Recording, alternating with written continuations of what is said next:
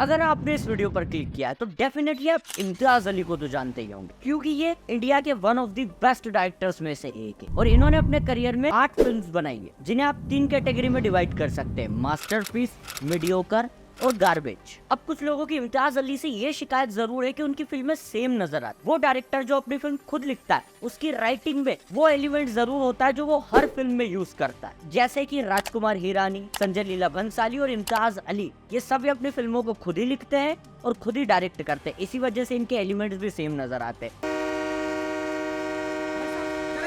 तो अब अगर बात करें इम्तियाज अली की, तो वो कौन से एलिमेंट है वो जो हर फिल्म में नजर आते हैं? First, love triangle. सोचा ना था इम्तियाज अली की पहली फिल्म, उसमें वीरेन है, अदिति है और वीरेन का लव इंटरेस्ट कैरन है। जब वी मेट, आदित्य है, गीत है और गीत का लव इंटरेस्ट अंशुमन है। ये साले लौंडे मुझे जबरदस्ती गन्ने के खेत दिखलाने ले जाना चाहते हैं। क्यों देखूं मैं गन्ने के खेत में? क्या खास बात है गन्ने के खेत में? नहीं देखना मुझे गन्ने के खेत। मत देखो यार, बिल्कुल मना कर दो तुम उन लोगों को, मत देखो।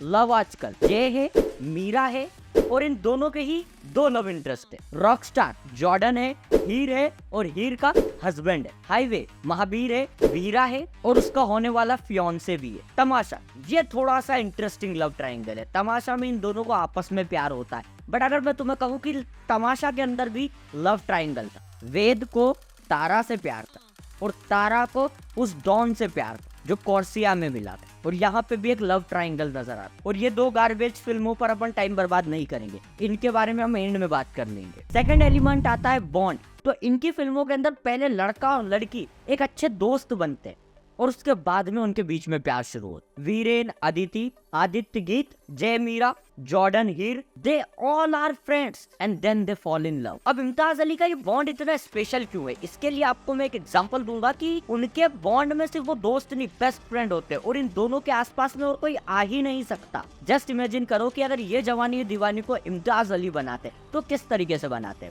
तो फिल्म की शुरुआत में वो दिखाते कि ये लोग ट्रिप पे जा रहे हैं और उसके बाद में कबीर और तारा के बीच में इतनी अच्छी दोस्ती हो गई कि बाकी के ये जितने भी लोग हैं ये अनइम्पोर्टेंट बन गए। और फिर उस ट्रिप के बाद में कबीर अपना पैशन फॉलो करने के लिए जा रहा है और दोबारा जब वो लौट कर आ रहा है तो उसी बेस्ट फ्रेंड से उसे प्यार हो जाता है। अगर इम्तियाज अली इस फिल्म को बनाते तो ये मेल बीएफएफ वाला इंजन खत्म हो जाता। फेमिनिन, 2 डायरेक्टर होते हैं, मस्कुलिन और फेमिनिन। अब जो मस्कुलिन फिल्में बनाते हैं उनकी फिल्मों के अंदर आपको हीरो देखने को मिले और हीरोइन का ज्यादा कुछ काम नहीं होता, और जो फेमिनिन फिल्म बनाते हैं उनके अंदर मेल एक्टर होता है और फीमेल एक्टर होता है। और यहाँ पे कभी कभी फीमेल एक्टर मेल एक्टर से ज्यादा स्ट्रॉन्ग नजर आती है आपको स्क्रीन के ऊपर, भले आप तारा का कैरेक्टर देखो या जीत का कैरेक्टर देखो, क्योंकि दे आर स्ट्रॉन्ग। वो इतनी स्ट्रॉन्ग थी कि आदित्य ऑलमोस्ट मरने ही वाला रहता है, बट वो उसे बचा लेती है और उसके बाद में उसे ऐसी डायरेक्शन में भेजती है कि उसकी कंपनी सक्सेसफुल हो जाती है। ऑन दी अदर हैंड तारा, वो सिर्फ वेद को बचाती नहीं है, उस पिंजरे से उसे आजाद करती है जिस स्वेटर के अंदर वो कैद था। And the last point is music. अब देखो, म्यूजिक तो हर किसी की फिल्मों में होता है यार, तो म्यूजिक में क्या खास एलिमेंट हो गया? बताता हूँ, ये इम्तियाज अली का म्यूजिक होता है। इसमें सिर्फ म्यूजिक मास ऑडियंस के लिए नहीं होता, स्टोरी को बताने के लिए होता है। अगर आप फिल्म को बहुत गौर से देख रहे हैं और आप कैरेक्टर के दिमाग के अंदर झांकना चाहते हैं तो फिर सुनो उसका म्यूजिक कि वो उस समय कौन सा म्यूजिक गा रहा है, और उस म्यूजिक के लिरिक्स ही उसकी मेंटल सिचुएशन को एक्सप्लेन करते हैं। फॉर एग्जांपल, आप रॉकस्टार फिल्म का एंड का सॉन्ग नादान परिंदे देखो, उस गाने के एंड में एक लाइन आती है, कागा रे कागा मोरी इतनी अरज, चुन चुन खाइयो मांस। कागा से मेरी इतनी उम्मीद है कि चुन चुन के मेरे मांस का एक एक टुकड़ा खा जाना, बट खाइयो ना तो 2 नैना मोरे, पिया मिलन की आस। मतलब कि मेरे आंखों को मत खाना, क्योंकि मैं इन आंखों से अपने प्यार को देखना चाहता हूँ। और यही लाइन जॉर्डन की उस समय की सिचुएशन एक्सप्लेन करती है। एंड तमाशा, वो बार वाला सॉन्ग अगर तुम साथ हो, ये वाले सॉन्ग को जब आप गौर से सुनेंगे तो इसमें पहले फीमेल वॉइस आ रही है। वो फीमेल वॉइस तारा की सिचुएशन बता रही है, और जब वेद वहां से उठकर चला जाता है तब मेल वॉइस आती है और वो मेल वॉइस वेद की सिचुएशन को बताती है। और म्यूजिक के एंड में वो दोनों वॉइस मर्ज हो जाती है और एक साथ अपनी सिचुएशन को बताते हैं। इस तरीके से म्यूजिक बहुत इंपॉर्टेंट है इम्तियाज अली की फिल्मों। अब एलिमेंट से थोड़ा सा आगे बढ़ते हैं और मास्टरपीस की तरफ चलते हैं। जब भी मैं मास्टरपीस है, बट वो बहुत पहले आई थी। मैं असली में जिसे मास्टरपीस समझता हूँ वो है ये 2 फिल्में, जिसमें से रॉकस्टार एक मेटाफोर है। इस मेटाफोर में आपको हीरो रांझे की कहानी दिखाई जाती है और इस बात को बार बार आपको बताया भी जाता है। इवन इस फिल्म की फीमेल लीड एक्ट्रेस का नाम ही हीर रख दिया था उन्होंने। टेक इट इजी बड़ी, ये हीर है, दूर से देखो और खुश रहो। अब हीर और रांझा के बारे में आपको नहीं पता तो इस कहानी को मैं जल्दी से आपको बता देता हूँ कि हीर अपने गांव की बहुत ही खूबसूरत लड़की थी।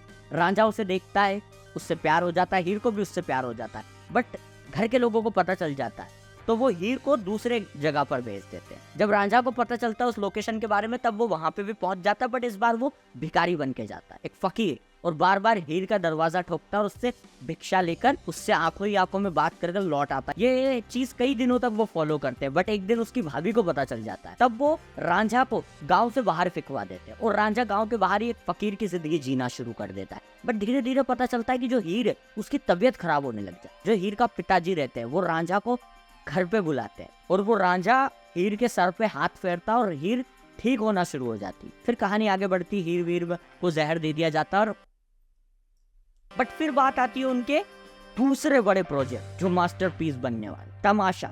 और जिस तरीके से रॉकस्टार में हीरो और रांझा का मेटाफोर यूज किया गया था वैसे ही तमाशा के अंदर रामायण का मेटाफोर यूज किया गया है। बट रॉकस्टार ये बात प्रूफ करती है कि हम हीरो और रांझा की कहानी दिखा रहे हैं, बट तमाशा कहीं भी इस बात का प्रूफ नहीं करती है, बस एक छोटा सा ग्लिम देकर वो छोड़ देते हैं। तो अब थोड़ा सा रामायण के मेटाफोर की तरफ हम चलते हैं। तो रावण इसमें दिखाया जाता है बॉस को जो 9 to 5 जॉब करवा रहा है। वेद इज अ माता सीता जो रावण के जाल में फंसा हुआ है, और तारा इज अ प्रभु राम जो वेद को इस रावण से आजाद कराने के लिए आती है। और ये सिर्फ मैं अपनी थ्योरी नहीं बता रहा हूँ, ये मूवी के अंदर भी दिखाया जाता है। जब बॉस उसके ऊपर चिल्लाना शुरू करता है, तेरा करियर खत्म, तबाह कर दूंगा तुझे। और ये रामायण की कहानी चल रही है, इस बात को फिल्म की ओपनिंग में पीयूष मिश्रा जी भी कंफर्म करते हैं। प्रॉब्लम क्या है? अरे कहानी कहानी होती है और वही कहानी हर जगह चलती है। अयोध्या में, यूनान में, लैला मजनू, और इस वक्त हमारे आसपास और तुम्हारी जिंदगी, अरे वही कहानी एक ही। और यही नहीं, फिल्म के मिडिल में जब हमें दिखाया जाता है फ्लैशबैक, तब उसके फादर उससे वचन लेकर कहते हैं कि तू अच्छे से पढ़ेगा, और उसे ट्रेन में बिठाकर अपने शहर से भेज देते हैं। वही कहानी जब प्रभु श्री राम को अपने पिताजी के वचनों के कारण वनवास जाना पड़ा। खैर, अब आते हैं पर्सनालिटी डिसऑर्डर के। वेद को बाइपोलर डिसऑर्डर है, और इसके अंदर क्या होता है, क्या सामने वाला बंदा जिसको ये रहता है वो डिप्रेशन में रहता है और उसके मूड स्विंग बार बार हो।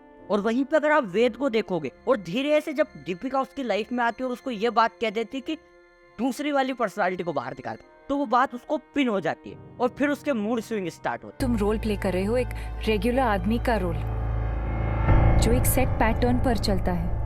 पर यहाँ तो तुम कह सकती थी ना क्या? जो सच है। असल बात है वो, बोलो सॉरी।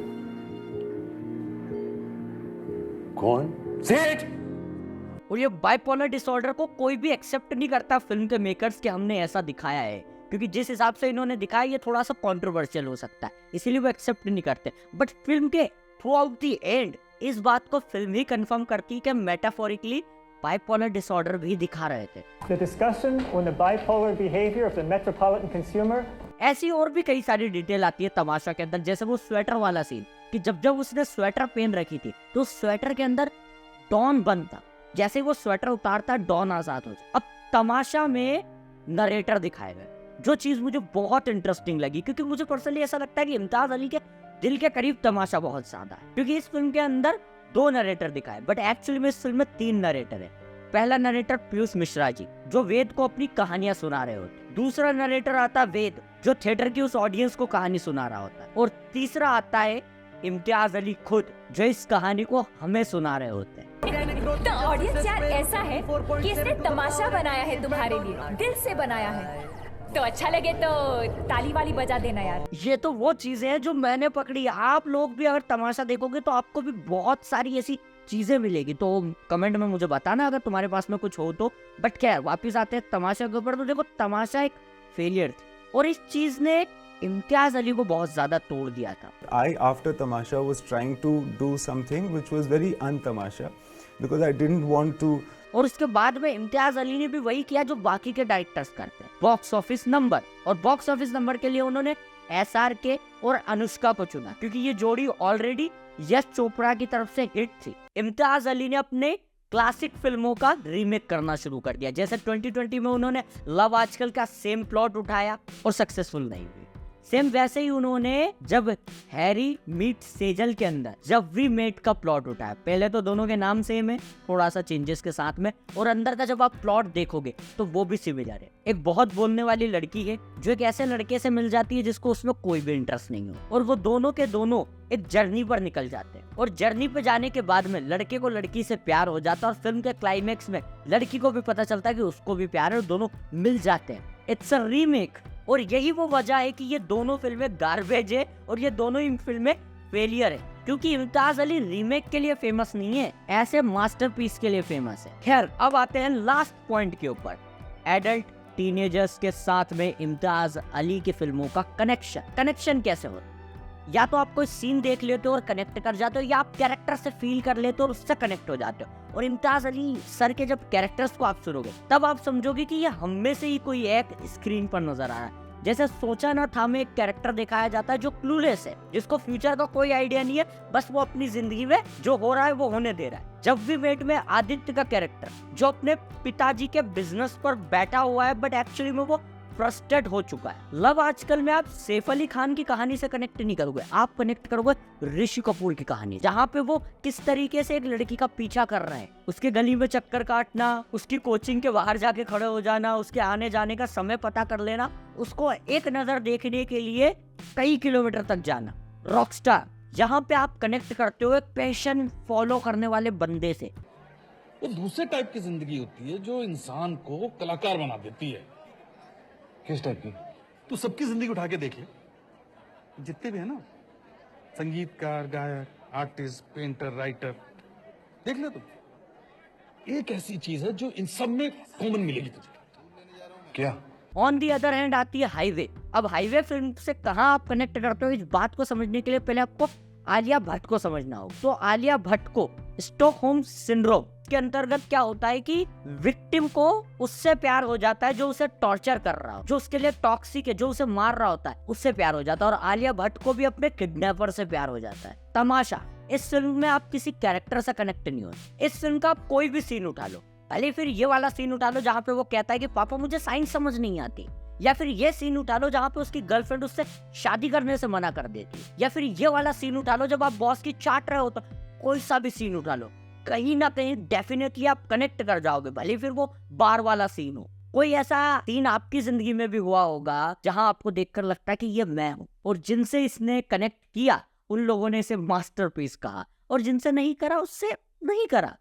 क्योंकि तमाशा ऐसी फिल्म बनाई गई थी, या तो ये बहुत ही ग्रेट होगी या ये बहुत ही बुरी होगी, इसके बीच में कुछ भी नहीं होगी। और स्टिल कई सारे लोग तमाशा को पसंद नहीं करते, वो उनका पर्सनल रीजन है। और इस वीडियो को लाइक करना ये भी आपका पर्सनल रीजन है, क्योंकि लास्ट वाला जब मैंने वीडियो बनाया था तो उसमें मेहनत बहुत लगी, व्यूज बहुत कम आए, तो मैं उम्मीद करता हूँ इस पर व्यूज, लाइक, शेयर, कमेंट बहुत सारे आए। तो चैनल को सब्सक्राइब करना अगली किसी बेहतरीन वीडियो के लिए।